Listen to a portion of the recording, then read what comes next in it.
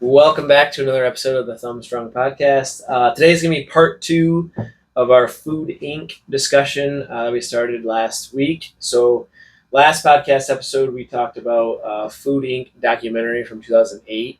So today we're going to go into Food Inc. 2, which was filmed what year, Bethany? Oh, was it 13? 23. Or Food Inc. 2 was like 2023, I think. 2023. So literally 15 years later. Yeah. Oh, 2024. Yeah, 2023, 2024. So obviously a lot has changed in our food industry over that 15, 16-year period. So we're just going to go through what changes or what new information Food Inc. 2 provided compared to the first one, and expand on what we already talked about last week. So without further ado, what is the first topic? Yeah. So, like, comparing then versus now. So back in 2008, the first Food Inc. documentary came out, and it was exposing the corporate control of our food system, factory farming, GMOs, deceptive marketing, things like that. Now revisiting it, 2024, a lot's happened since then. So it dives into COVID and how our food system was affected by that. And even just the same problems that they were focusing on back then. Same corporations still dominate. So Tyson, Cargill, JBS, Smithfield, PepsiCo, and Nestle and General Mills, they still dominate most of our packaged food or any sort of minimally processed foods even. But now they just market it as healthier options, or they've bought certain companies that are healthier. And consolidation has also increased. So now the top 4 beef processors control around 85% of the U.S. beef. Which is an increase from... Yeah, I think it was 80%. It was 80, about 80 back then. So it's just increased a little bit. 4 pork producers control 70%, over 70% of that in the U.S. And then for poultry, it's the top 4 producers control around 60%. And fewer than 10 companies now control most global packaged food and beverage brands. So think like, PepsiCo, Coca-Cola, Nestle, General Mills, things like that. Yeah, it seems like there's a lot of the same problems with the same companies. And they've just kind of adapted to like the new world buzzwords of healthy food and just like basically updating their labels and making it more enticing for people. And then you also have like some of them, like we were just talking about, Hormel bought Applegate. Yes. So last podcast we were talking about Applegate, and Applegate is still a good brand. Yeah. Like, don't get me wrong, it's not necessarily just because Hormel bought them doesn't mean that they're like putting their bad ingredients into this product. Yeah. I don't necessarily. I guess don't take that for certain, but I don't think they would completely change it. No. But like you were gonna say, it's still better than a lot of the products. But I think they just realized that like they know this brand Applegate is like one of the healthier options, and they kind of want that under their belt, I guess. Mm-hmm. I think it's just more important for people to understand just how big like the food industry is. Like all these healthier companies are actually owned by these just 10, a few big players, and for the most part the products that they make, as we'll find out, are generally unhealthy and ultra processed. So it's just important to know the information and the facts, I think, behind the scenes. At least know, and then you can make an informed decision. Yeah. If you know and still choose to eat it, fantastic. But at least you know. Yeah. If you choose to do something different, great. Good on you. You know what I mean? But at least you know. The second point that they raised, and they really focused on, is the rise of the ultra-processed foods, which we talk about a lot. Ultra-processed foods is going to be your chips, your packaged candies and goods and things like that, like the crackers, highly processed meats, things like that. And ultra-processed foods now make up 57 to 60% of the U.S. calorie intake. So 60% of the calories, if I was just a Gen Pop, 60% of the food, really, or calories that I intake is going to be ultra processed. Well, you could still eat more of the healthy foods, volume-wise. Right. But it's the calories that it's coming from. Yeah. And so it's ultra processed foods generally take foods from their natural state and put up things like a potato, right? You slice off, you make a potato, you turn it into potato chips. It is now extra calorically dense, really easy to eat a bunch of it, cheap, just designed for you to eat more of it, right? So the amount of calories you're going to eat of a potato versus a potato chips is going to be way different. Yes. So since 57 to 60% of our calories are from the ultra processed foods, even like soda, like pop would count as that too. Yeah. So even though you might be eating like square meals a day, extra snacking or drinks could be adding up. Well, and generally the ultra processed foods are a lot higher calorically. Sure. So like maybe you don't think you're eating, you're thinking like, oh, I'm just having a snack, like a Pop-Tart for breakfast and like Snickers bar at lunch with a Coca-Cola and stuff like that. And here comes the dog. Yeah. But like that stuff adds up. So you, at the end of the day, you maybe don't think that you've had that much, but because they're so much higher calorically, like it turns out to be a high percentage of your total daily caloric intake. Mm-hmm. Right. Like your typical fancy Starbucks drink, 300 to 500 calories. Yeah. So you have that, and maybe you have like a healthy breakfast sandwich with it. Okay, cool. Yeah. So plus a breakfast sandwich, or even if it's healthier, or they market it Like as the to be spinach healthier. thing. Yeah, that's still And Oh, those are pretty good. 300 calories, 400 calories. Yeah, I think so. Okay, so that's like That's not much. 700-800 calories right there. Technically, both fast food. Yeah. The spinach wrap's not a terrible option, but the coffee is like, if it's a bunch of sugar and stuff in Yeah. it, then it's going to be that ultra processed They have food. those egg bites too. Those are really good. Yeah, those are good. Then say you go out to lunch and you get like a sandwich or something, and you get like a pop with it, and it's like one pop that's like this big, right? That's gonna be like 300 calories easy. You snack on some little Snickers. Next thing you know, that's another 400 calories, and then you have like chips and salsa or chips and queso. It's like, oh, I'm just gonna have like a little fun snack and then have a good dinner. Yeah. And it's like chips and queso end up being 700 calorie treats is going to be 1,400 calories. If you're eating 3,000 calories a day, that's less than 50%, but it's like, still, it's a lot. You know what I mean? It doesn't take that much to add up. Yeah. Not to mention, like, that ultra processed food is super low nutrient dense. It's just empty calories. And our bodies are incredibly advanced and robust, as in, like, it knows we need nutrients and certain vitamins and minerals. It knows, like, to survive, right? Yeah. So if you're eating a bunch of ultra processed foods, empty calories, it's like, okay, we're not getting the nutrients we need to survive. Keep shoveling that in our mouth, pretty much. And that's why you can sit there and eat an entire bag of chips and still be hungry, because you're not getting any nutritional value from it. You're not getting anything that you actually need to survive. You're just eating for fun or boredom or for the flavor, Yeah. So, what was the average? Like 500 more calories than normal when you're eating? Yeah. So the foods? National Institutes of Health, they did a study in 2019. Participants had an ultra processed diet, or they had like a whole foods based diet, and they told them, hey, here's what we're going to give you. You can eat as much of it as you want. You can stop whenever you're full, whatever. And so participants on the ultra processed diet ate 500 more calories per day on average. Like some people ate more, some people were a little bit less, but on the average, that's about how much that they would eat. And they gained weight, obviously, because they're eating more calories, versus a minimally processed diet.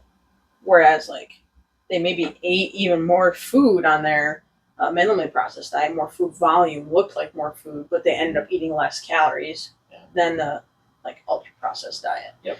And despite identical macros and fiber. So they had identical protein macros, fat, carbs. So it wasn't like, oh, minimally processed, they're eating low carb, or they're eating high protein and low carb, and the other one's just carbs. Nothing like that. It was equal. Wow. It was identical both sides. So it came down to that's how even tasty. Scarier, yeah. It really just comes down to when there's food scientists, they're developing these foods, they're like, okay, what do the people like? So they have a test panel come in, they're like, try this chip, which one do you like the best?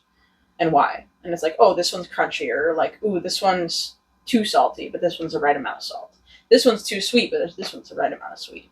And it's so narrowed down to the point where you get enough of a hit of the taste to the point where you enjoy it, but then you want more. Like was it Pringles that you can't just have one, or Lay's or whatever. Yeah. Whatever the slogan is. Like, you can't just have one. And it lasts like seconds. Like, you get that hit of that flavor, and then it's like immediately gone. You're like, ooh, you just keep wanting that hit of that flavor. It's like takes 4 bites to eat something that's heavily processed, and then for something that's like unprocessed, like minimally processed, it takes like 9 to up to like 15 chews to like dissolve whatever it is to be able to swallow it. So it's just the rate at which we eat too. Rate at which you eat too. It's like difference. You're able to eat it faster. Yeah. So you're able to get in more before your brain goes, oh, I'm full. Yeah. So yeah, that's how you end up eating more, not realizing it. Yeah. So the UPFs, they are linked to obesity, metabolic syndrome, cardiovascular disease, all not so good things. Not surprising if you're eating the junk foods. You get reduced gut microbiome diversity, and your satiety signals get impaired. Because if your gut's not healthy, you have, like, I tell people this all the time, they'll start cutting out sugar from their diet, they'll start eating healthier, and they'll be like, yeah, I had really intense sugar cravings at first, and then they went away after, a week or 2 weeks or something. They're like, I don't even crave it anymore, it's crazy. I'm like, yeah, because there's bacteria in your gut that literally live and thrive off of those sugars. And if you're not eating those sugars, what's your body going to tell you to do? Eat more of it, because I'm dying. It's like you're starving those specific gut like bacteria in the microbiome.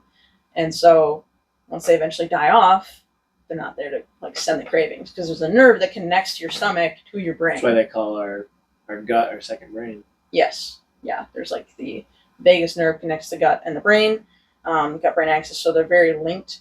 Serotonin is produced in the gut, a well-known like comfort hormone. So that's a very interesting part of it. So like what you're eating is impacting your gut, and it then is impacting what you're craving. Yes. Yeah. It's crazy. That is crazy.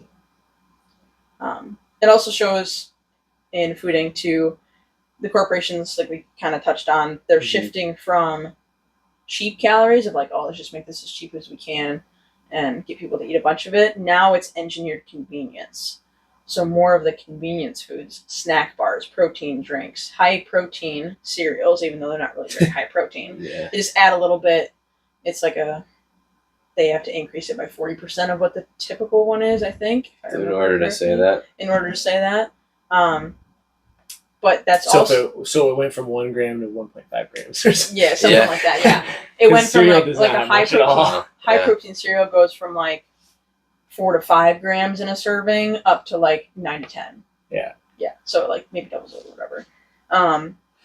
But it's still driven by subsidized corn, soy, and then like different seed oils. Yeah, and soy protein is probably the lower quality protein that you want to really be getting anyways. Yeah, I think so. And that's what's in a lot of stuff. Yeah. So I wonder, do they still do shoot, I forgot what I was gonna ask now. That's okay. I drew a blank. Keep going. So the next part is they touch on the illusion of healthier choices. So you're starting talking about that too, of like what's some buzzwords off the top of your head that you see in the store? Like plant-based, gluten-free, keto-friendly, organic, yeah, keto-friendly, paleo, low sugar, low sodium, low fat. Yeah.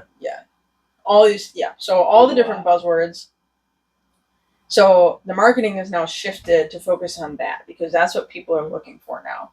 So as consumers, we have been wanting to make healthier choices. Unfortunately, their marketing wizards are like, oh, this is what the people want?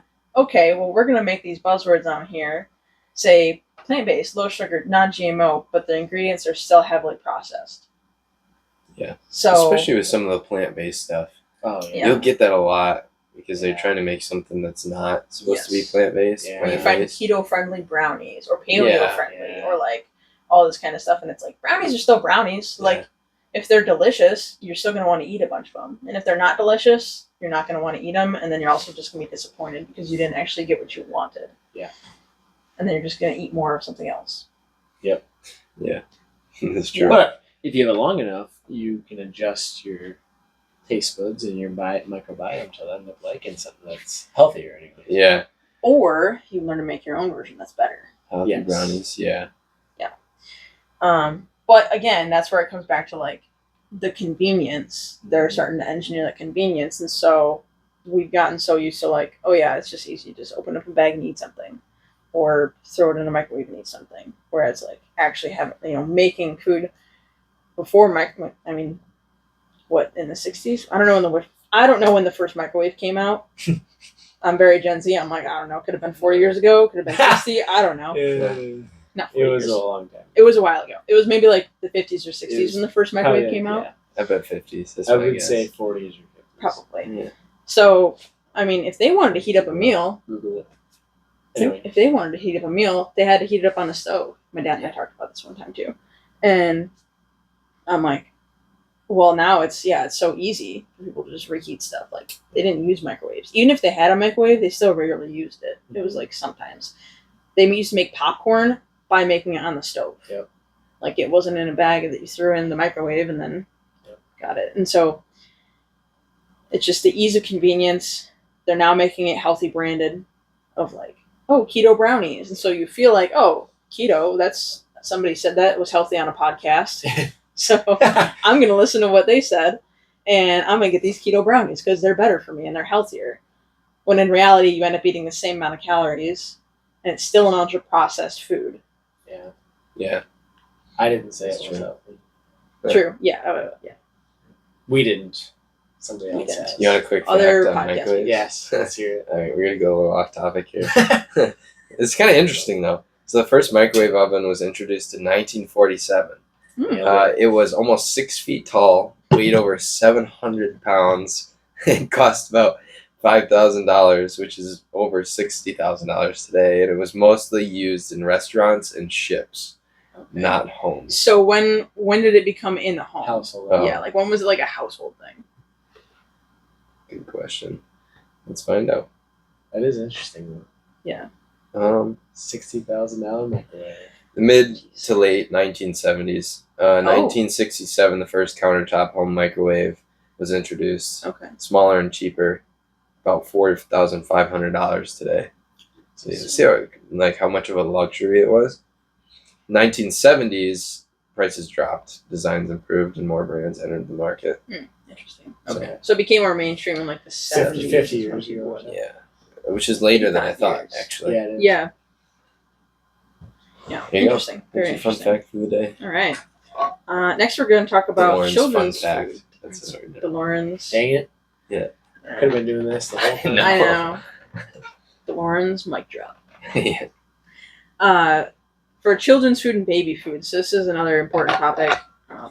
So they talk about early stage manipulation with ads and commercials and things like that. I don't know about what they do now. I mean, I guess there's ads on YouTube and stuff like that because kids don't really watch TV anymore. No, there still is, I mean, depending they on what watch channel. TV, but like, yeah, okay. Like, I don't know if people still have cable or what. But even like TikTok and Instagram, there's different things being promoted. Athletes promote different things. We don't need to get into that rabbit hole, but essentially it's being marketed towards kids. And then the kids are like, oh, I want this. And, as a parent, you're like, okay, well, I want to give the stuff they want to an extent, right? But the problem of what they're exposing is like how much sugary stuff is being promoted to kids, essentially. And it targets like the baby food industry specifically of different brands and how much they include added sugars into their recipes for baby foods, and fruit juice concentrates, a lot of sodium, things like that. So it's kind of like a junk food, but that's what like the babies are eating primarily, which,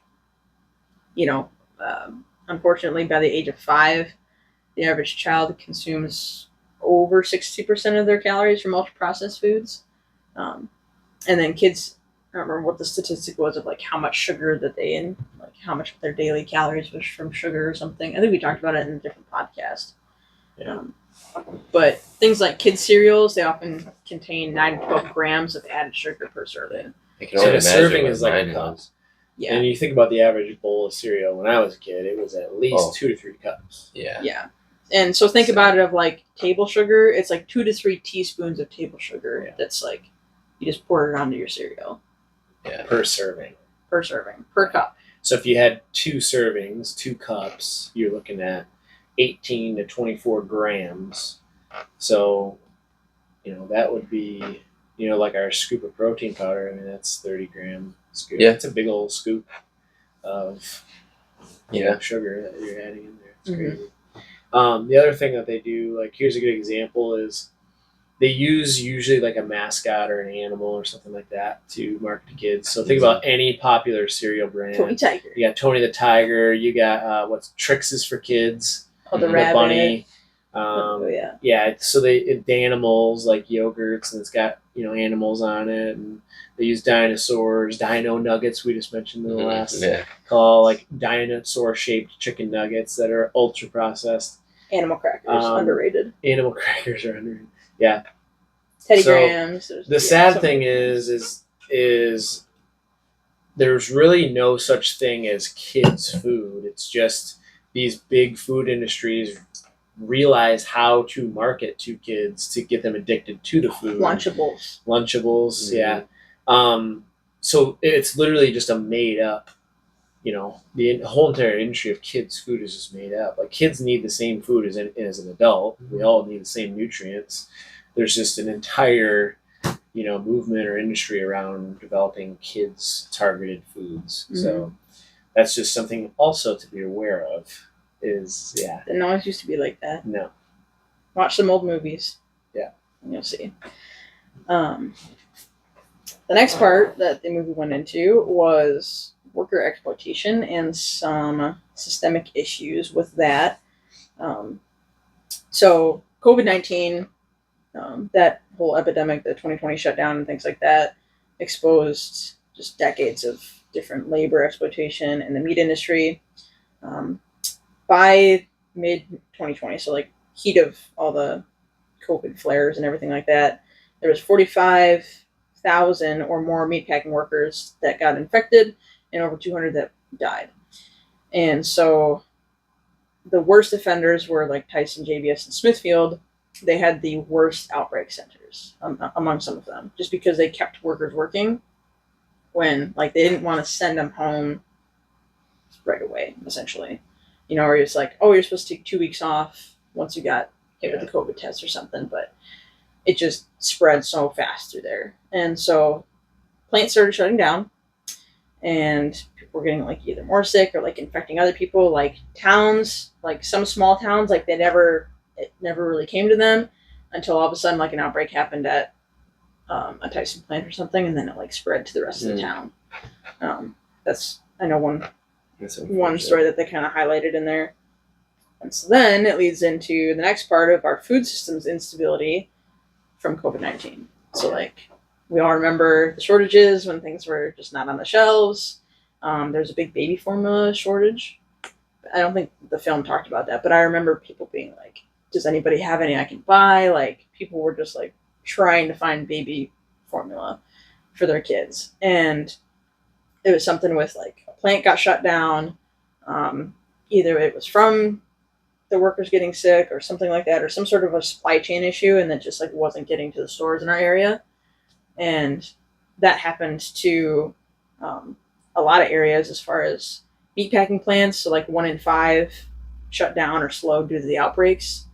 There was no like flexibility in the system. So like if one factory goes out, then there's like thousands of stores that get affected and don't have those products on their shelves. And with only having, 85% of our beef coming from 4 major companies, if one company is having an issue, that's a quarter of our beef. And so it's like beef prices go up, or there's no beef on the shelf. Same thing, I know, like eggs and milk, there were some issues. Yeah. Millions of gallons of milk and produce and animals were destroyed while grocery shelves went empty because there was either nobody to pick it, was one part, or like it just couldn't get transported there in time before it went bad. And so there's like so many issues that were going on with that. And that's one thing that having such corporatized and industrialized food system, it doesn't flex when things like that happen. If there's a bunch of little companies, one little factory goes out, okay, there's still another product on the shelf that I can go with. Yeah. But since all these other corporations have bought up other companies, and if there's issues with that, Yeah, you think of it like supply chain, like an actual chain, right? Like the more links to the chain there are, the stronger that chain is going to be, Yeah. And the stronger that whole supply system is going to be supported. If one link goes out, there's others there. So. But guess what happened when that happened? Small local farms and more like direct to consumer models, they saw sales spike over 400% in 2020. Thanks. Because consumers turned to direct to local sources because they had to. And, I think that's when people took up the chickens and like raising chickens and more gardens. So everybody's got chickens now. Yeah. Between 2020 and 2021, meat prices rose like 11 to 14%. So everything got more expensive over that. And it just essentially shows like if things happen like climate disasters, cyber attacks, supply chain stocks, an event can disrupt your national food access. So the solution is to like have more regionality and diversity in the food system. So more of the local food, shorter supply lines, local processing, more like community level food networks to avoid that happening. Yep. And it also goes into the different subsidies that we still have. So we still have subsidies that favor corn, soy, wheat, and cotton. About 90% of all federal farm subsidies were those four in 2023. So it helps to give cheap feed, sweeteners, seed oils, all that kind of stuff. So essentially what the film is pushing for is more regenerative farming, more transparent labeling for additives and processing level of like having like a processing level on that'd be the cool. label. Yeah, that would be really neat. Like what percentage? Yeah. Yeah, it's like minimally processed or like ultra Like processed. 0 to 100, kind of like the Yuka app. Yes. Yeah, Like a something rating. like that. Realistically, yeah. So I mean, you can take matters into your own hands and use an app like that and be more informed. Mm-hmm. But they're trying to push for like, all right, let's have it like on the labels Yeah. to That's a actually good idea. inform people. That'd But be great. then people are going to buy those products, so that's where it like comes down to a money thing and lobbying and stuff like that. So yeah. Let's see.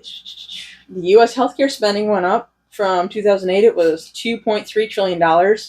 Now it's $4.9 trillion. So it over doubled. It over doubled 15 years. in 15 years. Yeah, that's crazy. So like $1.1 trillion per year in costs are tied to diet-related disease like obesity, diabetes, heart disease. Yep. So we got more unhealthy. Yes. Yeah. A lot. And that's what I was talking about. Like, do you make the investment into the healthier options? Like, because it does cost a little bit more to eat healthy in most cases, to avoid healthcare costs in the future, or do you save that money and buy more easily, readily available ultra, or not even ultra, just processed foods, Right. And increase your risks for concerns and diseases in the future? Like, what do you choose? Yeah. Yeah. I'm gonna choose to invest more money into my nutrition right now, so that I can hopefully live a longer and higher quality life. I don't know about you guys, but Right. It's like if you That's have the plan. if you have the money to be able to invest in those better foods, absolutely. Or like, hey, instead of going out to eat, okay, we're gonna allocate this from our budget to do that more. I think that is a big thing. Like, going out to eat is not cheaper. Like, it's expensive. It's not even necessarily better either if you learn how to cook. Yeah. Like, people save money like by getting fast food or eating out, or it's like every time I've ever done it, I'm like, I can make something at home so much cheaper than this, and it tastes better. Like a steak dinner. The only good thing $30 about it is insane. is when you feel lazy that one day. Well, it's convenience. Yeah. Yeah, So, it comes out of convenience. yeah. I use it as a treat because I always cook But it that's myself. different. But yeah, every think about night. people do it Yeah, every no, you're day, totally right. multiple meals a day. Yeah, you're totally right. Yeah. Lunch and dinner sometimes. Yeah, but that's what it should be. It's like a treat. Right? Yes. Like, even when I go out, it's like recently it's been Lugo's. It's actually fairly good for you, and it's not a major and it's chain. inexpensive. it's not a major chain. I mean, $10 for a protein or a big old bowl. Yeah. And it's relatively Yeah. 10, Good. $12. You don't feel like trash afterwards. No. Yeah. Felt great. Yep. Yeah. Full. So getting into past all the bad stuff, what the film supports is local and regenerative farms. So they practice rotational grazing, soil restoration, like using cover crops and then digging that into the soil and stuff like that. Minimally processed nutrient dense foods, so like fresh produce, legumes, whole grains, eggs, right, like meat, like less processed meats or better processing of meats. Some different small brands like Primal Kitchen, Eden Foods, Organic Valley, and Applegate pre-Hormel. I don't know about post-Hormel. Check into that, I guess. Yeah. And it just calls for policy reform to make Whole Foods more accessible and affordable for all people. So any socioeconomic level, people can afford fresh fruits and vegetables. And we'll get into next week some like shops, like Thrive Market. If you've never heard of it, we're going to get into that next week. Maybe like some Butcher Box, some of those better stores, whether online or even just like Aldi, as far as like an in-person store, better places that you can go to. Yeah, Whole Food Market, that kind of stuff. Yeah. So where you can get healthier options, that's what we're going to dive into next week. Yeah. What you can do about it. What you can do about Instead it. of just sit here and think about it. Yeah. Yeah. And be scared to eat anything. Right. We don't want to do that either. No. So just quick wrap up is that the food system didn't evolve, it just kind of rebranded itself. It's now having that fancy marketing to attract people and get them to buy their stuff, even though it's still heavily processed. The corporatized, industrialized food system, it's fragility, not efficiency. And then the ultra processed food is still like the biggest problem in our diet system. It's not red dye number 40 or whatever that they're trying to ban. It's the ultra processed foods. COVID-19 proved the system is not too far away from collapse if something bad really happened in the country. And that consumer choices do matter, but systemic change does also have to happen too. Yeah. But you just got to keep pushing for those healthier options, choosing to buy local, things like that. Yep. Cool. Great job, Bethany. Yeah, hopefully this is helpful. Like we said, we'll talk about some different options that you guys have in the next episode. But until then, stay healthy. And if you have any questions at all, feel free to ask them. You can put them in the comments or message us, and we'd be happy to answer some questions on the podcast too. So until then, stay healthy and have a great day. Bye.